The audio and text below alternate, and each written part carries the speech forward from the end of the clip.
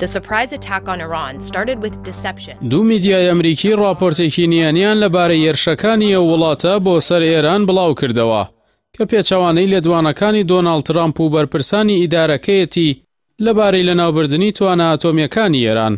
ئەمەش ترامپی تووڕە کرد و دەست بەجێ وەڵامی دانەوە. هەریەکە لە ڕۆژنامەی نیویۆرک تایمز و تۆڕی هەواڵی CNN ئەمریکی راپۆرتێکی سەرەتایی و نهێنی ئاژانسی هەواڵگری بەرگری ئەمریکایان بڵاو کردەوە کە بەپێی راپۆرتەکە هێرشەکەی ئەمریکا بۆ سەردامەزراوە ئاتۆمیەکانی ئێران نەیتوانیوە بە تەواوی توانە ئاتۆمیەکانی ئەو وڵاتە لەناو ببات، بەڵکو تەنیا چەند مانگێک دوای خستووە.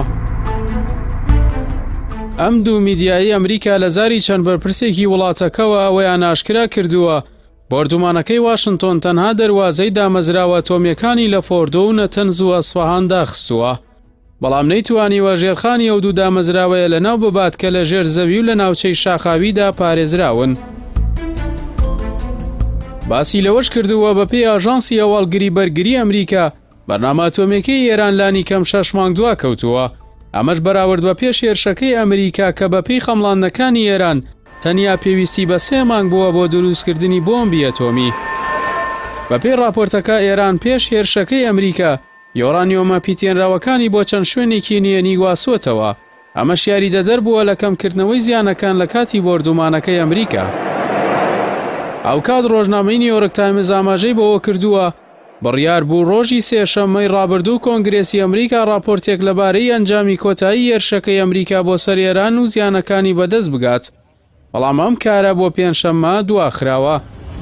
دوا بە دوای بڵاوکردنەوەی ئەم راپۆرتە لەلایەن میدیاکانەوە دۆناڵد ترامپی سەرۆکی ئەمریکا هاتە قسەوتی دامەزراوە ئاتۆمیەکانی ئێران بە تەواوی لە ناوچوون و CNN و نیویۆرک تایمز درۆزنن.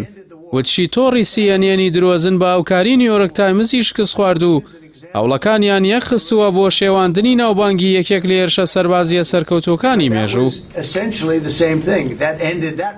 ترامپ ڕاشی گەیاند دامەزراوە ئاتۆمیەکانی ئێران بە تەواوی وێران بوون، زیانەکانی ئێران لە ژێرزەویدان و ئێران خۆی دەزانێت چین. دووپاتشی کردەوە هەرچەندە ئێران دەیزانی هێرشی دەکەنە سەر نەیتوانیوە یۆرانیۆمەکان بگوازێتەوە. هەر لە درێژەی کاردانەوەکاندا کارۆلین لێڤت وتەبێژی کۆشکی سپی بە CNN ڕاگەیاندووە ئەم هەڵسەنگاندنانەی بانگەشەی بۆ دەکرێت بە تەواوی ناڕاستە و وەک نهێنیەکی سەرەکی پۆلێن کراوە، بەڵام لەگەڵ ئەوەشدا لەلایەن کەسێکی نادیارەوە لە هەواڵگریەوە بۆ CNN دزەی پێکراوە. ئاماژەی بەوەش کردووە دزە پێکردنی ئەم هەڵسەنگاندنە گوماناویە، هەوڵێکی ڕوونە بۆ لەکەدارکردنی ناوبانگی ترامپ و ئەو فڕۆکەوانە ئازایانەی کە ئەرکێکی گرنگیان بە وردی جێبەجێ کردووە بۆ لە ناوبردنی بەرنامە ئاتۆمیەکەی ئێران.